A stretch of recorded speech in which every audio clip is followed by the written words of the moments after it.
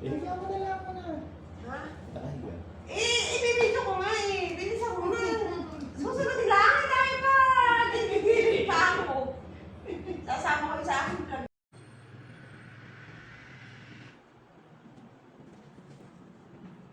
Worth 250 pesos na balloon arc. Ito half arc lang siya kasi sabi ni boss, masyado na daw matatakluban yung aking card. Kaya half lang ang ginawa ko. Ayan. Ituturo ko sa inyo kung paano gumawa ng 250 pesos na balloon arc. Hi guys! Ayan. Tuturo ko kayo kung paano makagawa ng balloons arc na worth 250 pesos only. Ayan. Mayroong ganito. Mayroong ganito. At saka ganito, balloons, na gagawin natin ganito. Ayan. Ay, tuturo ko sa inyo kung paano gawin. Kung paano gawin ang 250 pesos na balloon art. Ayan. Ayan guys, ganito lang magagawa ng balloons art. Ayan, meron kayo dito, sukatan ng mga nang papaluhin yung balloons para pare-pareho ang size. Tapos may isang ganito. At saka yung mga balloons. Ayan, first step, palulubuhin nyo muna yung mga balloons ng pare-parehong size. Kaya kung may ganito, sukatan, para pare-pareho ang size niya. Yan, papalubuhin nyo lang siya.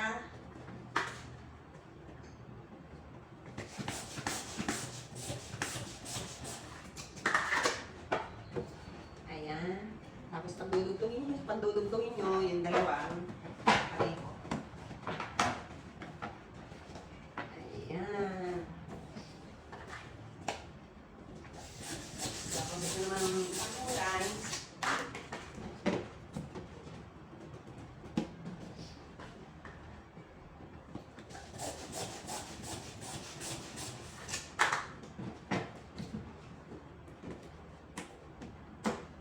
Lulugo nyo na, pagkatapos, pagdugtungin nyo din, katulad ng ginawa nyo na sa brown.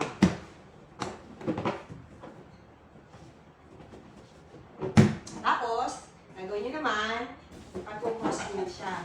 Samahan nyo, ganyan ako. Tapos, ayan, ganyan na.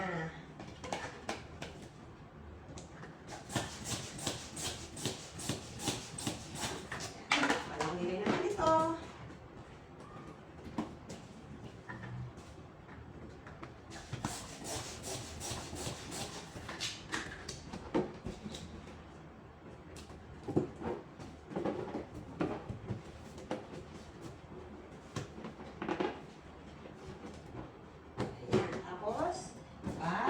Ninyo, uli yung dalawang kulay. Ayan, ganyan.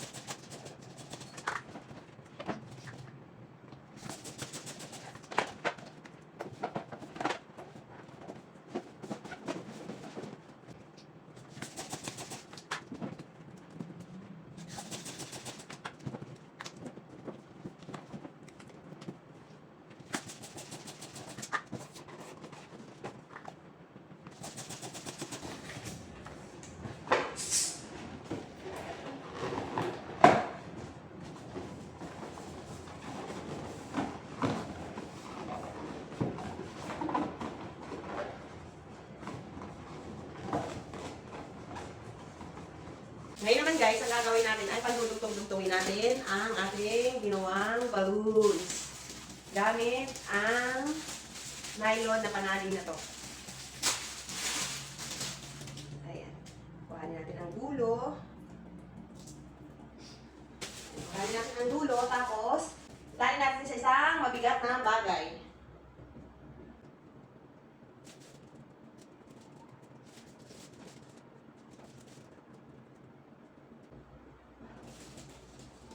Ayan. Tapos, tatali natin siya.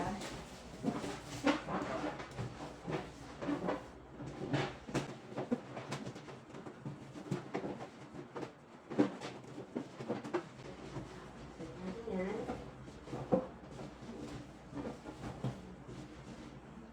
Tapos, isa pa. Ito kasi medyo malaki sila. So, ganyan yan.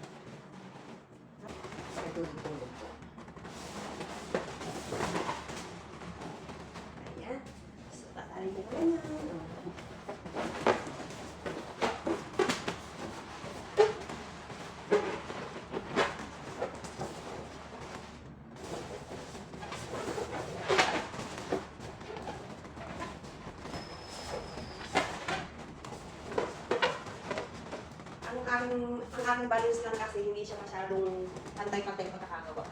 Anyway, pwede na rin pagtsagaan. Pwede na rin siya pagtsagaan, guys. Basta magdugsong-dugsong lang sila.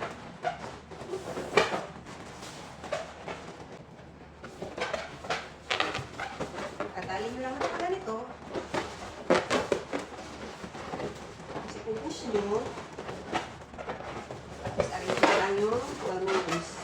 Sayang, pagka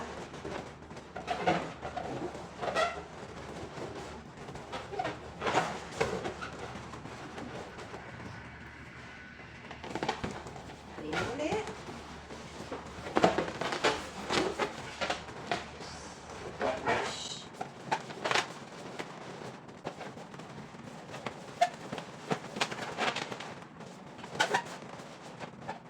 Paano na? Paano na?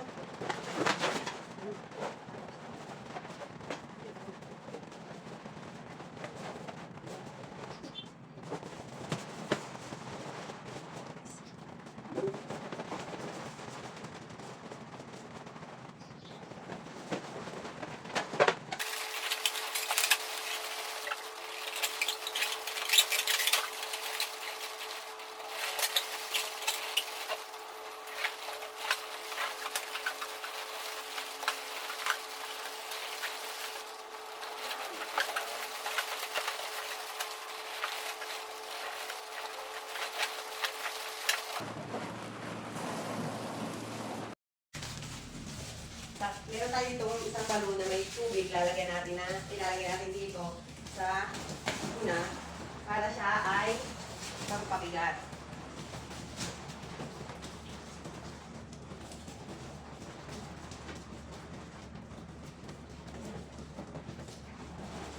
Ayan.